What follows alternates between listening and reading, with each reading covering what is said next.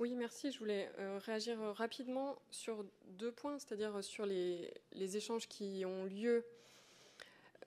J'avais envie de réagir sur le dogmatisme stérile dont on nous accuse par la question de la nécessité d'avoir une démocratie qui ne soit pas non plus appauvrie. Donc je vois bien évidemment les éléments de langage, une rhétorique à tout crin, mais quel est le but en fait? Oui, nous ne sommes pas d'accord. Vous êtes pour une dérégulation, vous êtes pour le libéralisme, nous sommes à l'inverse pour des systèmes plus régulés et pour une planification notamment écologique et également sociale.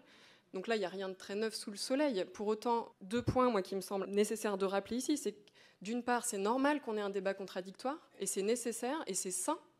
Donc accepter aussi qu'on puisse émettre des oppositions sans forcément vous nous accuser de mentir ou d'être dans des accusations en tout cas qui sont rhétoriques et stériles.